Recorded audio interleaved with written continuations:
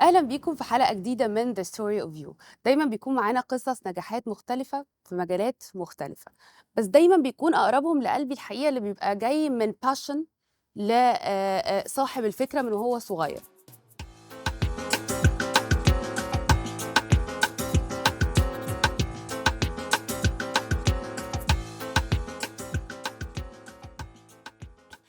ويمكن قصتنا النهاردة من اسمها هتعرفوا passion ضيفنا اللي موجود معانا النهاردة. رحبوا معايا بطارق زياد CEO and founder لمركبتي. سعيدة جدا انت معانا النهاردة في The Story of You. اسم باين ان هي الباشن ليه علاقة بالبحر وبالمراكب، واحنا في مصر يمكن المايند سيت ابتدت تتغير مؤخرا regarding البوتس او ان حد يبقى عنده بوت.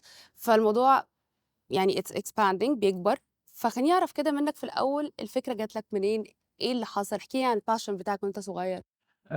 أنا بصراحة لمّا يعني من وأنا صغير أوي كنت باروح مع والدي هو اللي عرّفني على الenvironment دي، ومن هنا ابتديت إن أنا أتعوّد إن أنا أطلع على مراكب يعني حبّبني في الenvironment بتاعة البحر والصيد. طَب أنا عايز أعمل حاجة باحبها، إيه اللي أنا باحبه؟ البحر والمراكب، فأنا بقى تفكيري إن أنا عايز أفضل بشكلٍ ما قريّب من الenvironment دي. أنا درست في أمريكا mechanical engineering ومن هناك اشتغلت في شركة بتعمل اسمها Cummins بتعمل diesel engines. بقيت باشتغل في إن أنا باتعامل مع المصنعين في أمريكا، باتعامل مع أصحاب المراكب بأحجامها المختلفة، باتعامل مع المشاكل اللي بتحصل في الصيانة، في التركيب. بس بصراحة يعني أنا قعدت معاهم مثلًا 5 سنين في أمريكا، وقررت إن أنا عايز أرجع الMiddle East. أنا أهلي كانوا عايشين في دبي في الوقت ده، فأنا رجعت الexposure بتاعي وسع عن المراكب بس. بس في الفترة دي كان سوق المراكب في الخليج بشكل عام ابتدى يحصل فيه نمو كبير، ابتدى يبقى فيه مراين، المشاريع بتاعة The Palm الحاجات اللي اتعملت في دبي دي اللي هي focused على إن يبقى فيها component بحري. ابتدوا يعملوا الدبي بوت شو مثلًا. بعد كده بقى أنا حبيت إن أنا أرجع مصر، وللأسف بقى يعني إيه ما عرفتش إن أنا أوفّق ما بين المراكب وإن أنا ألاقي شغل مناسب هنا في مصر، فيعني إيه اشتغلت في حاجة تانية. بس فضل المراكب دي هي الحاجة اللي أنا باحبها، الحاجة اللي عمال أنا يعني بتدور على حاجه بقى ليها علاقه بالمراكب. absolutely. فمن هنا بقى جات الفكرة over time. طب يعني أعمل إيه بقى هنا في مصر حاجة passionate about it. ومن هنا بصراحة يعني مراتي and my co-founder شجّعتني على الفكرة بتاعة هي مركبتي. موجوده معانا النهارده طبعا اكيد يعني بنقول لها هاي. فأنا من هنا عملت مركبتي. مركبتي أنا لمّا جيت أفكّر في أسمّي الشركة إيه، إحنا كنت عايز عارف إن أنا عايز أعمل حاجة تخُص المراكب. كان الfocus على أنا يعني إيه I want to translate الإحساس بتاع الامتلاك والownership اللي عندي في المركب لكل الناس، لإن دايمًا الناس يعني إيه في ناس كتير بيبقى عاجباه فكرة إنه يبقى عنده مركب بس مش عارف ايه المناسب، مش مش عارف عارف يختار إيه ايه، مش عارف المناسب. يروح فين. بالضبط كده. أو لمّا بتواجهوا مصاعب المراكب مش زي العربيات، لإن العربية بيبقى في مُصنِّع هو اللي بيعمل العربية من الألف للياء. صح. المركب لأ، المركب فيها أجزاء كتيرة بتتركِّب على بعض، فساعات بتحصل فيها مشاكل. الناس اللي ما عندهاش خلفية كبيرة ما بيبقوش عارفين يتصرّفوا إزاي، وما بيبقوش عارفين يحلّوا المشاكل دي بشكل إن هي يعني تبقى حَل جذري للمشكلة. كان تفكيري إن أنا عايز أقدّم خدمات للناس دي من منطلق إنه دي كإنّها دي مركبتي، وإنه الناس يبقى عندها الpride بتاع دي مركبتي اللي أنا يعني إيه، اللي أنا باقضّي عليها وقت حلو أنا وعيلتي وولادي ويعني نفس الbackground اللي أنا كنت جاي منّه، اللي هم يعني الgood experience ده. جزء من حياتك زي الناس اللي بتحب عربياتها قوي كده. أيوه امم بالضبط. أنا لقيت إنه في مصر للأسف آآ في وُكلا للمراكب. الوُكلا طبعًا الfocus بتاعهم هو بيع المراكب الجديدة which is fair يعني ده اللي إحنا بنشوفه في العربيات. بس في سوق كبير طيب المراكب اللي هي المستعملة. بتروح فين؟ بيتسوّق لها إزاي؟ اللي عايز مركب مستعملة يوصل لإيه المتاح وإيه المعروض إزاي؟ فكانت من هنا جت الفكره بقى بتاعت مركبتي to focus as a brokerage business. فوكس بتاع مركبتي انه لما حد عنده مركب مستعمله هنا في مصر عايز يسوقها ويبيعها، احنا بنقدر نساعده في ده. او حد هنا في مصر عايز يشتري مركب وحس ان هو والله انا دي اول مره هيبقى عندي مركب، فانا مش عايز اعمل انفستمنت كبير في مركب جديده وانا لسه مش عارف الموضوع هيعجبني ولا لا. فانا عايز اجيب اول مركب او مركب صغيره او حاجه بالشكل ده. احنا بنساعده ان هو نفوكس تفكيره ايه اللي مناسب بالنسبه للمكان اللي هو عايز يستعمله فيه، عدد الناس، التكلفه عند البادجت بتاعته قد ايه. بس في نقطة كمان مهمة قوي يا طارق، فكرة انه زي ما كنا بنتكلم احنا عمالين بنقارن بينها وبين العربيات، لان معظم الناس عندها عربيات. بس المراكب لا، مش كل حد ممكن يبقى عنده مركب. حتى لو حد عايز يشتري مركب، فيها تبقى فيه challenges عنده، لانه صح لسه المايند سيت هنا it's still growing هنا في مصر. صح فلو انا بشتري عربية يوزد، انا لازم اخد العربية اروح اكشف على العربية في مكان انا عارفة ان هو trustworthy ومكان credible.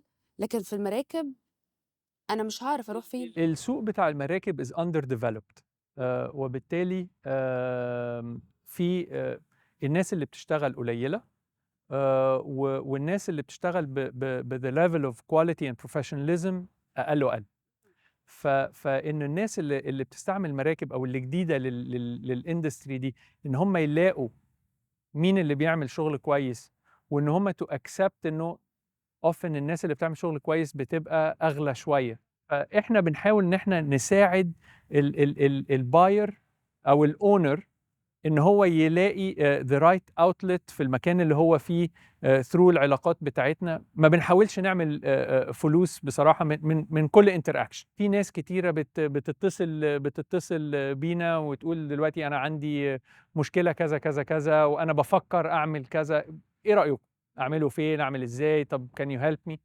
الحاجات دي إحنا يعني تاني يعني أنا بالنسبة لي this is a passion. يعني كل حد بيكلمني أقعد أتكلم انت معاه عن بتحب المراكب، تتكلم في يا الموضوع. ريت أقعد أتكلم في الحاجة اللي بحبها طول اليوم. وده ترانزليتس برضو للبيزنس بتاعنا والبروكرج بتاعتنا، إن إحنا العلاقة بتاعتنا مع الناس اللي إحنا بنبيع لهم مراكب علاقة مستمرة.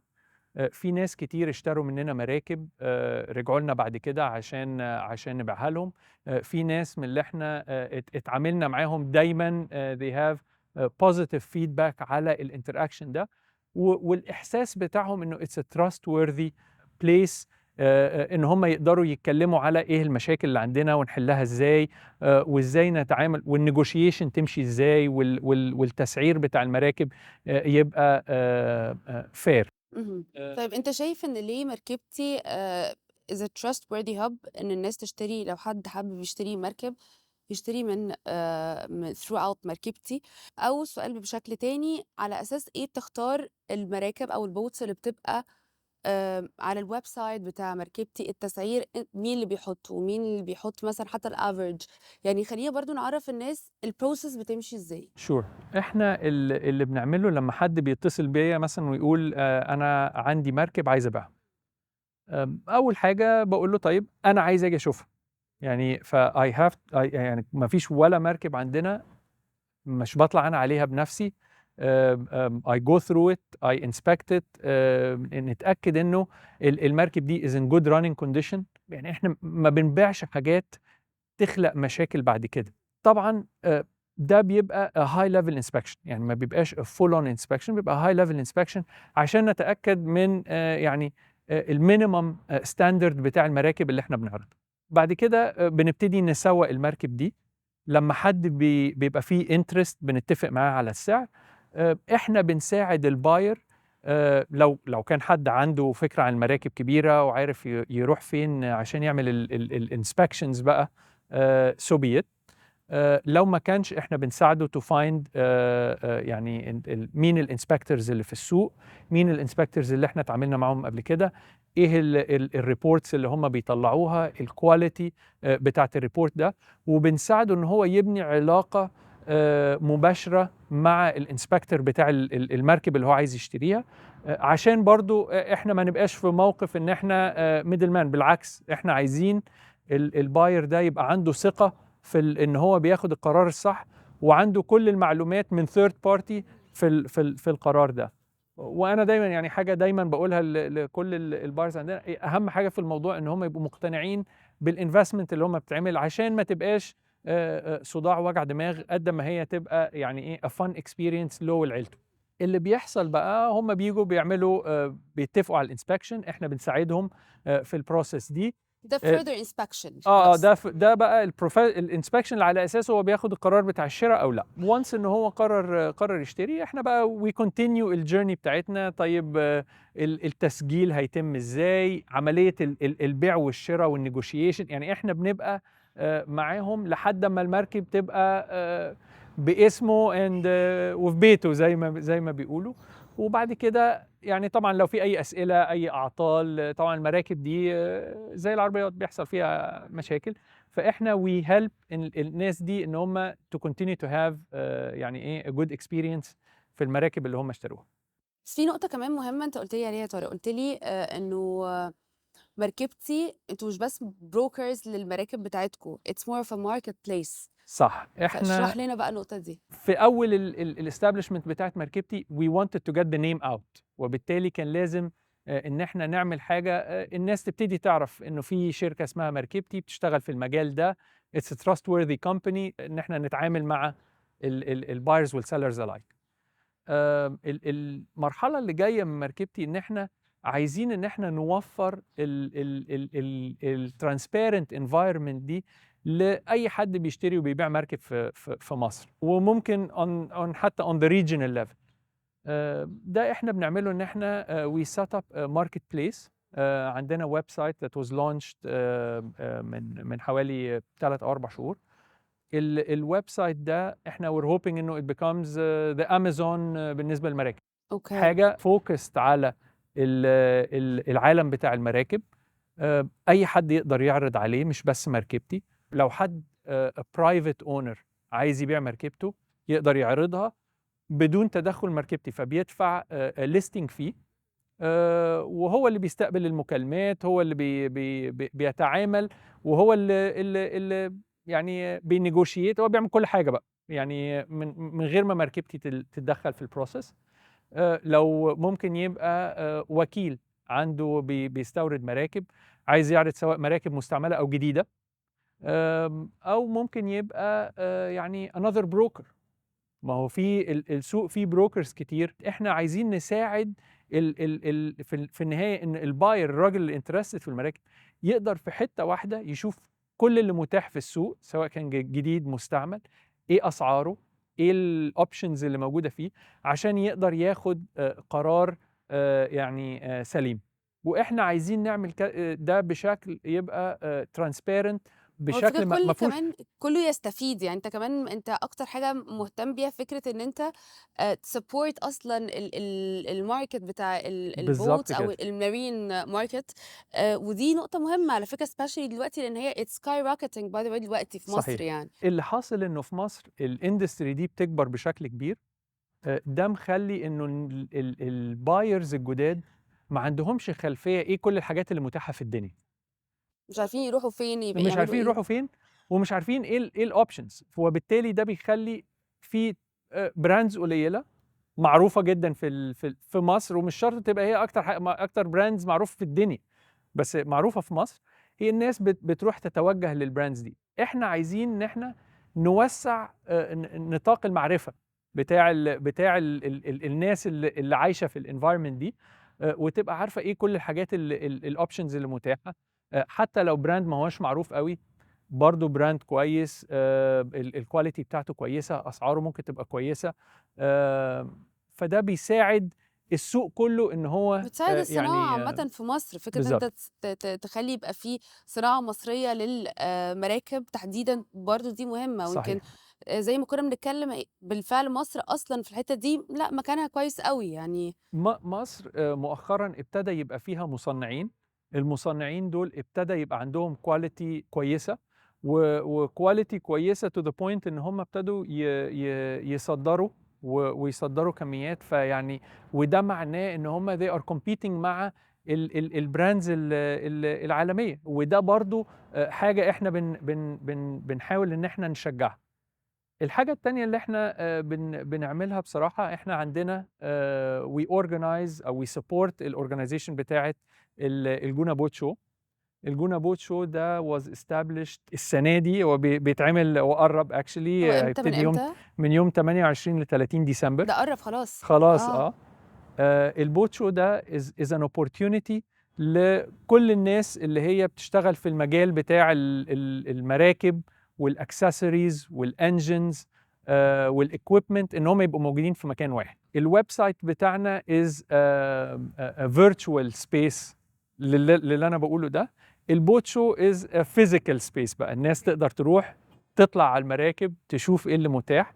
واحنا بصراحه عندنا عدد كبير من المصنعين المحليين اللي بيجوا. الجونا بوت شو السنه دي هيبقى تاني مره يتعمل. البوت شو ده بيتعمل باورد باي مركبتي. سنه عن سنه الايفنت بيكبر، سنه عن سنه عدد الناس اللي بتيجي بتعرض المنتجات بتاعتها بيزيد. ميعاد الناس عارفينه، ايفنت بقى معروف. هوبفلي في السنين اللي جايه يبتدي ان يبقى شاء الله. ريجنال. فاحنا عايزين ان احنا برضو نساعد الناس ان هي تشوف ايه اللي متاح، تشوف الاسعار، تبتدي تشوف الفرق ما بين الجديد والمستعمل، يبقى عنده الاوبشنز كلها متاحه قدامه. يبقى فاميليار عامة بالفكرة فاميليار نفسها. بالاندستري. مركبتي احنا عندنا استراتيجيك بارتنرشيب مع فاليو، فدي حاجه تانية احنا that we introduced في السوق بتاع المراكب، هو الباي ناو باي ليتر. يعني ده ما كانش موجود في سوق المراكب قبل كده. كانت الناس بتعتمد على البنوك، البروسيس بتاعت البنوك كانت بتاخد وقت. البنوك بصراحة المراكب كانت يعني عالم من الفضاء، يعني بالنسبة لهم. بالنسبة لهم يعني ما طبعا. هواش بيت، ما هواش عربية، حاجة ما بتتعملش كتير، حاجة ممكن تسافر بره يعني. كمان ليها خطوات كتير قوي، يعني بتبقى ليها regulations وليها حاجات كتير قوي عشان حد يعملها. بالظبط. فالابروفل بروسيس كانت صعبة، والريتس ما كانتش بقى فيري كومبetitive. الكوبريشن ما بين مركبتي وفاليو دخل الكونسبت بتاع انه حد ممكن يشتري مركب ويشتريها بشكل سريع، ان هو ياخد الابروفل من فاليو اون ذا سبوت، ان احنا نقدر نفتح الليميتس بتاعه فاليو بيوند الليميتس العاديه بتاعتهم. ده سهل عمليه البيع والشراء، وفتح ده للمجال بتاع المراكب المستعمله. يعني حتى قبل كده كان دايما لازم نعمل كده في مركب جديده، لا دلوقتي بقى المراكب المستعمله كمان الناس تقدر تشتريها بالتقسيط ثرو الاوبشن ده. expansion plan بقى، يعني نفسك تعمل ايه بعد كده؟ وبرده في حاجة مهمة جدا وضحها لنا، لان دي هتهم اي حد بيفكر يشتري مركب. فكرة الافتر سيل سيرفيس. عادة اللي بيحصل ايه، لو برضه هنطبقها على العربيات، لو حد بيبقى فيه بروكر في النص هو بيختفي. يعني انا اشتريت العربية صح. هو اختفى. احنا بالنسبه لنا يعني انا على حد علمي ما فيش ولا شركه تانية بتعمل اللي احنا بنعمله in terms of الفوكس على المراكب المستعمله، وان terms الفوكس على ان احنا نبقى يعني ايه an avenue for information an avenue for services زي ما احنا بنعمل. فاحنا we continue to play a role بعد ما المراكب تتباع، ان احنا نساعد الناس لو عنده مشكله. طب يروح فين ويروح لمين، لقى ايه، الفيدباك اللي هو بياخده من الشخص اللي بيعمل الشغل على المركب ده. is it is it reasonable, is it trustworthy، التكلفه قد ايه. كل دي حاجات الاونرز الجداد في المراكب صح طبعا. بيتوهوا فيها. طبعا. وان هم يلاقوا حد هم بيثقوا فيه. يعني احنا الحمد لله الناس اللي بنتعامل معاهم زي ما قلت لك بيرجعوا لنا وبيبقوا عايزين يتعاملوا معانا تاني يعني عارفه we have a واثقين فيكوا continuous يعني. relationship معاهم، وده بيولد ثقه. الثقه دي احنا بنقدر ان احنا نساعدهم بقى، ان احنا نوجههم مين اللي بيحل لهم المشكله دي، ايه الاوبشنز اللي متاحه. احنا بصراحه ما بنستفدش حاجه من البروسيس دي اكتر من ان احنا نحافظ على العلاقه الطيبه اللي احنا بنيناها بيننا وبين الناس دول يعني، او الكلاينتس دول. اوكي. طيب انت بقى طارق عندك بوت؟ انا عندي انا عندي مركب ووالدي عنده مركب، وانا ما زلت بحب المجال ده. يعني انا بشترك في المسابقات بتاعه صيد السمك، بتاعه اتحاد صيد السمك عندنا. اشتركت كذا مره في بطولات بره مصر مع الفريق القومي تكسب لصيد ورقك. السمك. والله يعني الحمد لله. احنا على فكره الفتره اللي جايه كمان مصر منظمه اول بطوله عالميه في الجونه اول بطوله عالميه لايه؟ لصيد السمك. اوكي. فده الاويرنس في العالم بتاع الانشطه البحريه بيتسع، ومع ده وفي مصر بينمو وفي يعني. مصر بينمو طبعا. ومع ده يعني زي ما قلت لك عدد الناس اللي عايزه تبقى موجوده في المجال ده بتزيد، واحنا هنا we're here to support them ان هم بقى يعني ايه دي تبقى experience حلوه يستمتعوا بيها، ما تبقاش يعني مطب وقعوا فيه يعني. لا، عشان كده بقول لك لا، يعني فكره اتس leading role ان بجد لو حد حابب يشتري بوت او يown a boat of himself صعبه جدا بتبقى حاصل، وانا مش عارف هروح فين، طب هعمل ايه، طب لان في ناس مثلا فاكره ان البوت اللي في النيل هي اللي في البحر الاحمر، هي اللي في البحر الابيض. واحنا بنتكلم دلوقتي طبعا ما عنديش معلومه عرفتها منك انه لا، الموضوع بيختلف مش كده. دي فعلا حاجه يعني ايه. احنا ساعات كتير لما ناس بتكلمني وتقول لي انا بدور على مركب، وبدور على مركب بالمواصفات دي وفيها حمام وفيها اوضه وفيها، وبعد كده اقول له طب انت ناوي تستعملها فين؟ يقول لي مثلا انا هستعملها في السخنه. السخنه يعني اغلبيه الناس في طبعا مراين مش كتيره في منطقه السخنه. منطقه السخنه منطقه ضحله، وبالتالي المراكب الكبيره بيبقى فيها مشكله ان هي تقرب من البر. فمش كل المراكب بتبقى مناسبه للي لكل الناس بتفكر فيه، الاماكن. لكل الاماكن. بدخل معاهم ساعات في تفاصيل، طب انت هتستعملها فين بالظبط، وهتنزلها فين، وهتنزلها ازاي. يعني ببتدي افتح له افكار ان هو عشان في النهايه ياخد القرار الصح، ويبقى بيفكر وبيدور في الحته الصح يقدر يشتري على اكتر حاجه حاجه هتناسبه. convenient ليه يعني، وهتناسب الظروف بتاعته. بالظبط. لان دي بتفرق طبعا، فعشان كده بقول لك فعلا احنا ما عندناش حد بيعمل خلينا نقول الادفايزنج رول ده، ابسولوت. وده مهم جدا. اعتقد ان في الوقت اللي جاي كمان مركبتي هتكسباند بشكل اكبر، ان شاء الله. وهتبقى يعني تدخل كمان في فيلدز او في بوينتس كده ابعد حتى من فكره احنا الماركت بليس. التفكير بتاعنا في الايميديت فيوتشر ان احنا عايزين ندخل في مجال الايجار المراكب، مش بس البيع. برضو ايجار المراكب في مصر يعني اي حد اجر مركب في العيد يا في ناس في كتير قوي الجونه. هتتبسط باللي انت بتقوله ناس ده. يعني موضوع صعب جدا. طبعا. الكوميتمنت فيه صعبه. الناس بيقول طيب مثلا انا عايز اتفرج على المركب، على ما بياخد القرار يلاقي المركب اتاجرت لحد تاني. صح. فيعني وبعدين لما في ظروف عايز مثلا ايه يلغي الحجز اللي هو عمله. مفيش ستاندردز للحاجات دي في مصر. فاحنا برضو يعني عايزين نلعب رول يعني نساعد السوق ان هو يبقى فيه ستاندردايزيشن اكتر من كده، برضو عن طريق الماركت بليس بتاعنا. وبالتالي يبقى الناس تقدر تخش على الويب سايت بتاعنا، تدور على ايه الحاجات اللي متاحه ده في موجود التواريخ. دلوقتي ولا لسه؟ ده لسه، ده الفتره اللي جايه. تدور في التواريخ اللي هم عايزينها، يدفعوا الديبوزيت، يبقى في تيرمز واضحه لعمليه الايجار دي، يبقى في كواليتي معينه، يبقى في فيدباك عن المركب دي. الناس التانية اللي اجرتها والله دي مركب طلعت هايله ونظيفه، والناس اللي شغالين عليها الكواليتي بتاعتها عامله ازاي. او والله لا احنا we had a bad experience و we don't recommend it. يعني ده برضو، وده بيساعد الاونرز بتوع المراكب دي ان هم يعني ايه to maintain a higher level of service برضو. فدي الحاجه اللي احنا يعني ايه عايزين نشتغل فيها الفتره اللي جايه. وبرضه هيبقى معانا فاليو في التقسيط بالنسبه للمراكب لونجر تيرم. احنا عايزين نبتدي ان احنا نتوسع مهما كان. صحيح السوق في مصر بيكبر، مهما كبر المعروض فيه مش كتير، وخصوصا الناس بتدخل بقى وتتفرج على المراكب اللي في امريكا اللي هي يعني عالم لا نهايه له. اه طبعا. فاحنا عايزين ان احنا نحاول نسهل تو برينج الاوبشنز اللي موجوده على الاقل في المنطقه بتاعتنا للباير هنا في مصر بشكل سلس.